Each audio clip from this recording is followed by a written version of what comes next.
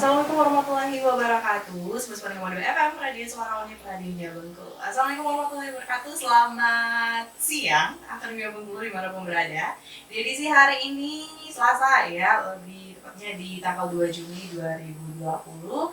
Pendengar kamu ditemani bareng Farel seperti biasa, dan di special talk show kali ini ya, bareng BNN, Badan Narkotika Nasional Kota Bengkulu ya. Jadi di siang hari ini sudah kedatangan Bapak Saiful Anwar, benar ya? Boleh memperkenalkan dirinya terlebih dahulu, Bapak? Oke, terima kasih Mbak Farel.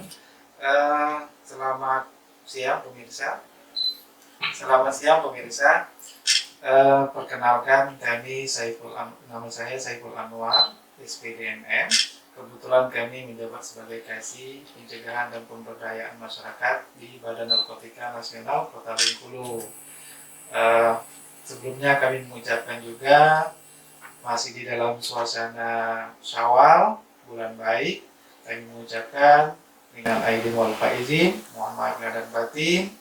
Mudah-mudahan kita mendapat berkah semuanya. Amin. Gitu.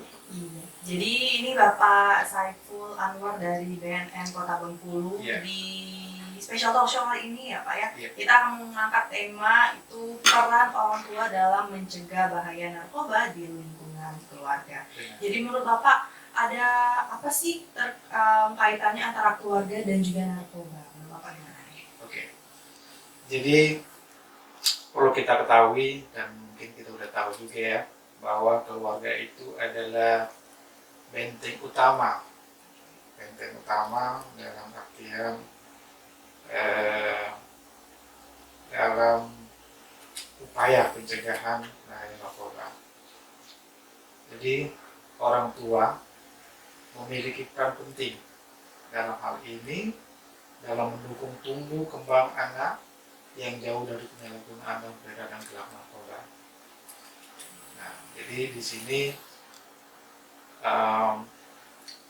kita harus, khususnya orang tua, harus care, harus lebih peduli, harus lebih memperhatikan lagi anggota keluarganya, khususnya anak-anaknya. Apalagi kalau yang masih punya anak di tingkat SMP, remaja lah gitu ya, kategorinya yang sangat rentan, rentan untuk mudah terpengaruh oleh lingkungan benar gitu. Oke, jadi kalau bisa disimpulkan keluarga ini menjadi poin utama ya Pak ya untuk pencegahan narkoba ini. Dan bagaimana sih menurut Bapak peran orang tua dalam mencegah bahaya narkoba? Mungkin menurut Bapak ada nggak sih langkah-langkah apa aja yang harus dilakukan? Oke, jadi untuk itu kita sebagai orang tua ada beberapa hal yang bisa kita lakukan. Di sini kami memberikan ada tip, ada langkah-langkah, ada 3 langkah yang dapat kita lakukan. Pertama, 3 langkah itu apa aja? Pertama yaitu 3 mari maksudnya. Pertama, mari mendengarkan. Kemudian, mari memahami.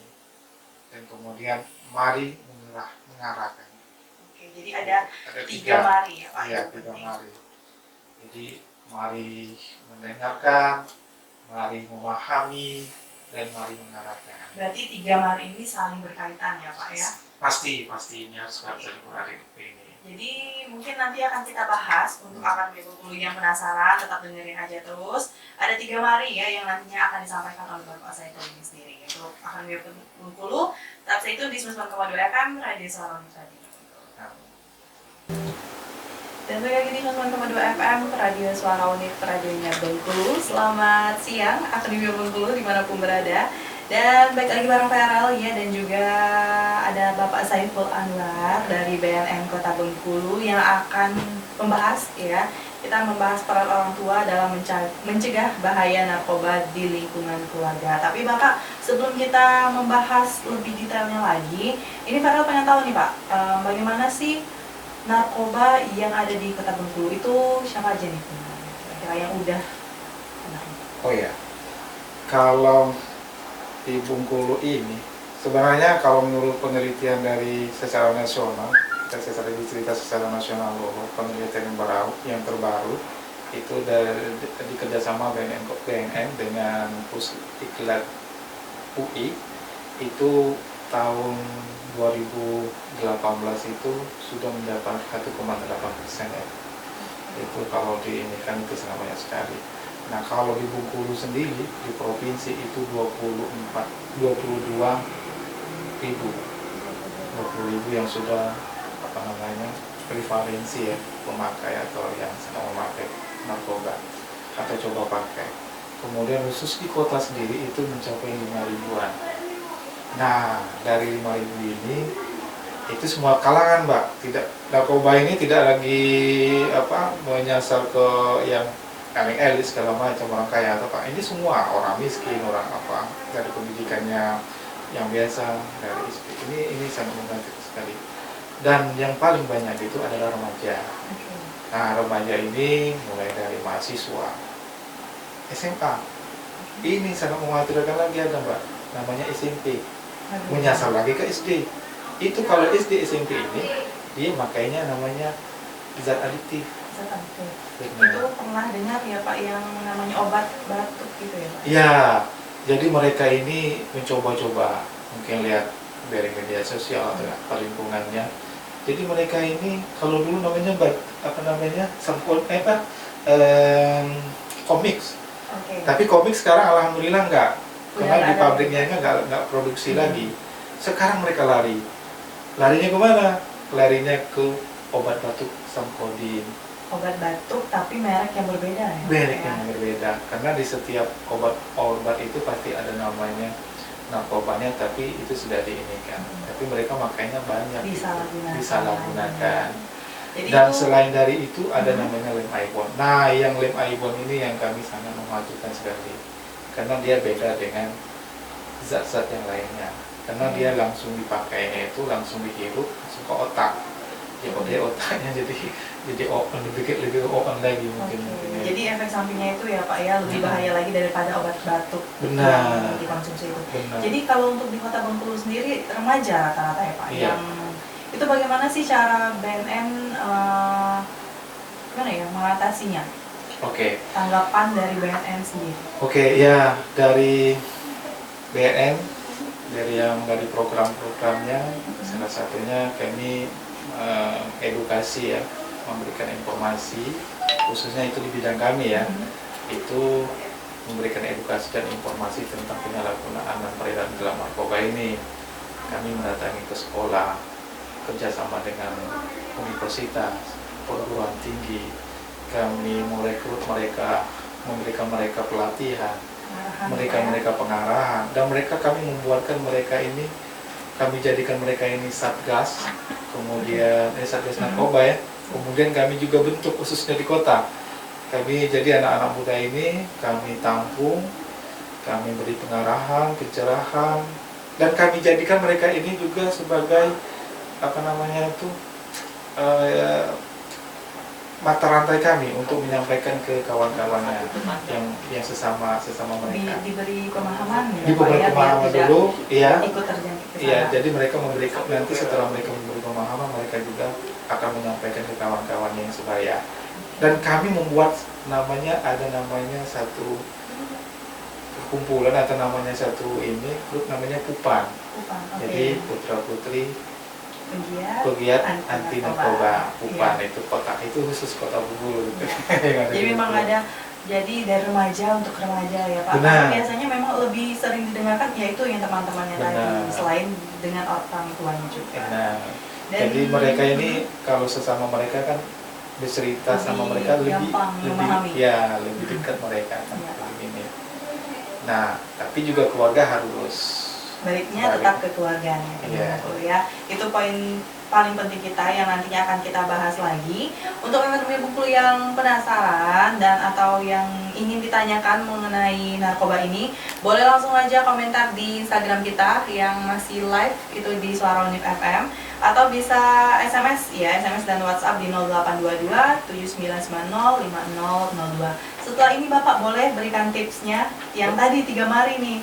Sebelum nanti pendengar kita lupa, tapi kita rehat dulu. Siap. Rehat dulu dengan beberapa single, tetap di 99,2 FM, Radio Suara Wanita Bengkulu.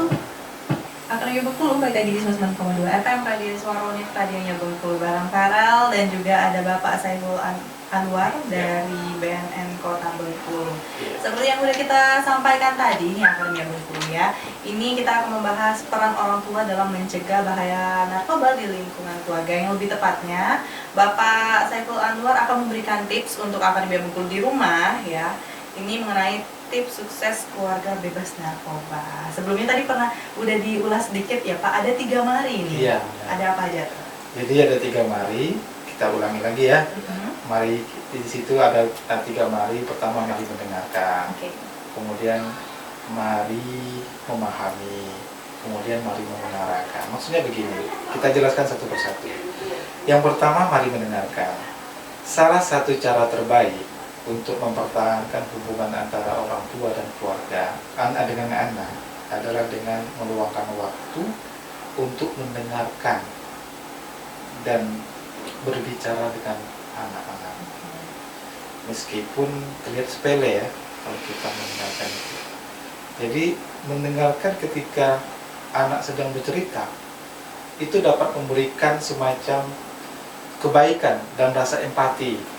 Ketika dia bicara, kita mendengar. Itu menumbuhkan rasa kebaikan dan rasa empati mereka anak-anak. Nah, mendengarkan juga mampu memberikan kedekatan emosional. Jadi kita apalagi saling mencengkrama dengan anak-anak itu sudah sering. Jadi kita dekatnya beda. Lebih dekat ya. Lebih dekat lebih lagi. memahami. Dan anak-anak bisa biasanya terbuka. Dia lebih terbuka, dan apa yang dia rasakan itu dia akan cerita dengan sendiri. Nah, jadi lebih mendekatkan emosional antara orang tua dan anak. Nah, perlu diingat, kalau kita mendengarkan anak itu jangan yang positifnya aja. Nah, yang negatifnya juga kita harus dengarkan. Tapi jangan menghakimi. Itu poin yang paling penting ya Benar. Pak. Mungkin ada beberapa orang tua nih ya yang udah sering mendengarkan hal-hal positif nih, senang anaknya bangga seperti ini, anaknya seperti ini. Setelah itu sekalinya mereka mendengarkan hal negatif, mereka mungkin khawatir, benar ya Pak ya, khawatir, tapi jangan langsung menghakimi seperti yang Bapak bilang tadi. Nah itu dia akan dulu ya, walaupun sepele, mendengarkan itu memang untuk banyak manfaatnya Pak ya. Dan mungkin yang selanjutnya Bapak itu saling berkaitan kan, mari mendengarkan, selanjutnya ada mari memahami. Jadi mari memahami. Jadi mari memahami ini maksudnya begini. Remaja itu kan dalam masa perkembangan. Dia akan mengalami perubahan ya. Nah, perubahan-perubahan itu akan dihadapi oleh orang tua. Jadi perkembangan itu baik dari visi, mulai dari penampilannya. Nah, dari perubahan-perubahan yang kita hadapkan itu, kita harus pahami dan kemudian kita dapat memahami bagaimana cara kita mendidiknya. Nah, jadi kita lihat, dengar dulu, kemudian kita pahami. Nah, bagaimana ya? Kita akan mendapat solusi atau mendapat cara gimana mendidiknya. Nah, perubahan tersebut pada anak-anak atau remaja itu ada yang berupa fisik. Misalnya tumbuh kembangnya mungkin lebih tinggi kalau fisiknya gitu kan. Itu apalagi remaja ya Pak? Iya, mungkin dari berat badannya, dari bobotnya gitu kan. Mungkin ada juga yang langsing kan, tapi pasti ada perubahan lah gitu. Kemudian dari perubahan yang jelasnya ini hormon dan pubertas. Nah, yang inilah yang akan yang dihadapi oleh orang tua yang mungkin agak kebingungan juga nanti. Dan serta kematangan organ reproduksi. Itu perubahannya apalagi untuk yang wanita ya. Nah, jadi yang wanita ini kalau bisa yang lebih dekat ini orang ibunya, dengan bapaknya. Jadi mungkin dengan ibunya lebih paham. Kemudian anak perempuannya ini lebih luas gitu berceritanya, jangan dengan bapaknya gitu. Karena saya juga bercerita sama ibu saya. Benar gitu. Nanti ini. Kemudian kalau dari perubahan kognitif, nah ini perubahan pola pikir. Jadi beda dengan pola pikir dia waktu dia sebelum ini. Jadi remaja ini, Mbak, bisa berpikir secara abstrak Oke. dan secara logis. Ada dua ya. Ada dua, jadi dia bisa menghayal atau apa, bercerita tentang apa, berpikir apa. Nah, kita orang tua harus memahami, harus mendengarkan. Nah, kita ini kan. Nah, jadi perubahan-perubahan itu kita harus hadapi. Gitu, Mbak. Harus siap ya, berarti dari mendengarkan tadi itu sangat berkaitan erat dengan memahami ya Pak ya. Jadi untuk orang tua yang di rumah setelah memahami, mencoba setelah mendengarkan masuk Farel, setelah itu langsung memahami bagaimana sih maunya anak dan juga perubahan-perubahan baik itu psikis dan juga Kognitifnya ya. Kognitif ya. Nah, jadi itu harus kita perhatikan. Jangan kita perhatikan apa namanya, ininya aja. Kita harus setiap saat kita perhatikan. Nah, ini yang lebih khusus lagi. Apa Pak? Nah, apalagi di zaman begini kan, anak-anak kan di rumah nih, Di rumah aja. banyak di rumah. Nah, ini mungkin kesempatan kita juga, tapi juga bisa ada akibat buruknya juga nih. Dia kalau lama-lama di rumah mungkin bosan. Ngerjain ini sudah, ngerjain yang ini Selain sudah. ngerjain tugas, Iya, ya. ini sudah. Apalagi kalau nggak ada wifi nih, susah benar nih nanti. Nah, dia akan mencari-cari. Dia mungkin balik lagi ke temannya. Ingat dia itu, mungkin di rumahnya masih ada lem, oh dia pakai lem, atau dia pakai ini. Dia anak-anak sekarang kan pengen coba-coba. Abstrak tadi, berpikir tadi, pengen rasa taunya tadi kan. Dia coba inilah. Nah, jadi maksud kami begini, jangan sampai dia di rumah, dia bosan, akhirnya dia melakukan hal-hal yang tidak ini. Jadi orang tua, apalagi yang punya anak remaja, yang punya kamar sendiri, harus sering-sering masuk, dilihatin anaknya. Jangan dilihat, oh jadi rumah mantap, Cuma sama sekilas. Jangan dimasukin, datangin, dengarin, sambil kita mendengarkan dia, kita lihatin sekeliling di kamarnya itu ada apa-apa aja, barang-barangnya itu. Nah, orang tuh harus tahu gitu.